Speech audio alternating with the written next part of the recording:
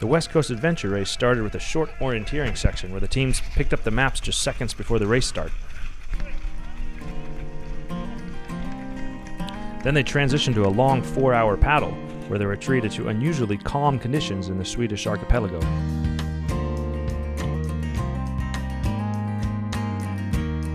Where am I? I'm on the west coast of Sweden, just north of Gothenburg, for the first of 3 in the Swedish adventure racing series. A collection of 24-hour races consisting of running, biking, paddling, inlines, and ropes. Co-ed teams of 4 compete all summer to accumulate points. Thule Adventure Team consists of Martin, Caroline, Rickard, and Klaus.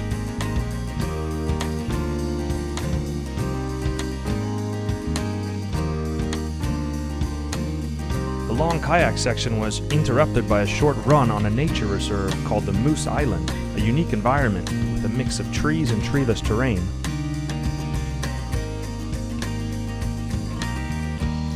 During the running section on Moose Island, the other teams appeared to respect Rickard's navigation ability, letting him lead the pack.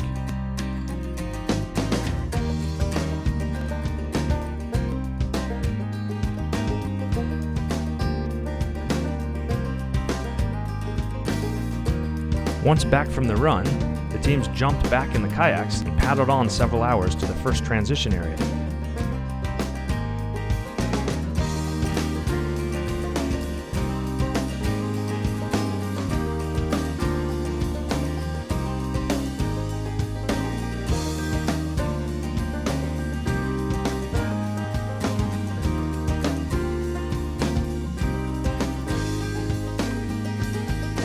But there was no time to waste. They were quickly switching their shoes to their inlines, where they were treated to a nice asphalt section. But not entirely. The inline section, which took several hours, included several hiking sections where they were forced to switch back to their running shoes and carry their inlines, and then back again when they got back to the asphalt.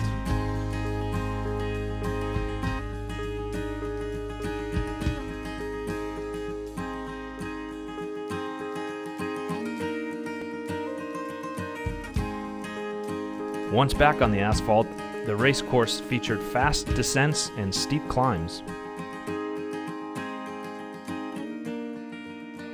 By late afternoon, the inline section had taken the teams to the historic military fort.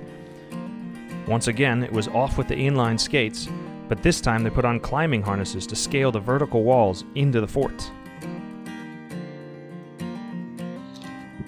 Jag är inte så van att paddla, eller jag har knappt aldrig paddlat, så jag var lite rödlys i sista timmen på paddlingen, så jag ser fram emot den här cyklingen och återhämta mig lite. Så. Over the next 20 minutes, the teams were following an orienteering course through the labyrinth-like walls inside the fort. After seemingly stamping out on the final control, they realized that they had missed one. But lucky for them, the missed control was actually a surprise for all the teams. Här, adventure racing med bullar. Mer sådana här aktiviteter, det var något i min stil. Kaffe och bullar. Refueled with cinnamon buns, the team finally returned to the final control and transitioned to the bike. They were just 30 minutes behind first place Team Bergstrom when they headed out.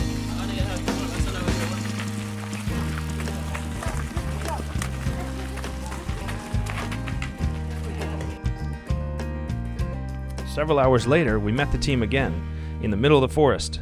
At this point, they were only 12 minutes behind the leaders.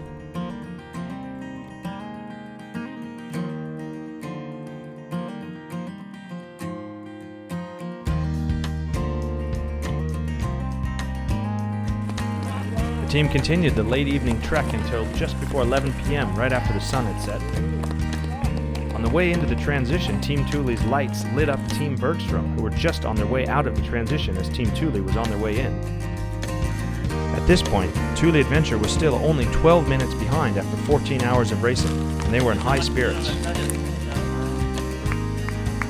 But then, as often happens in adventure racing, the challenge arose.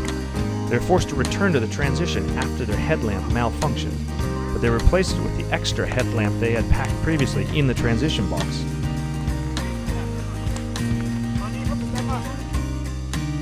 The team pedaled all night on a confusing mixture of dirt roads and trails. but they moved into first place, passing Team Bergstrom.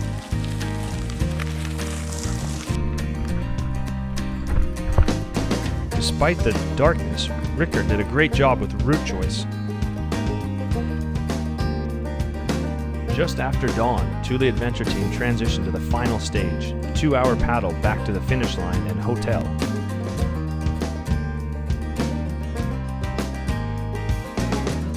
The final home stretch was windy, but the team was all smiles upon reaching the finish line. Thule Adventure Team reached their goal, not only winning the national championship, but also reaching the finish line before the hotel buffet breakfast closed. The team told us later that the buffet was a key factor in keeping them awake and focused on that final stage.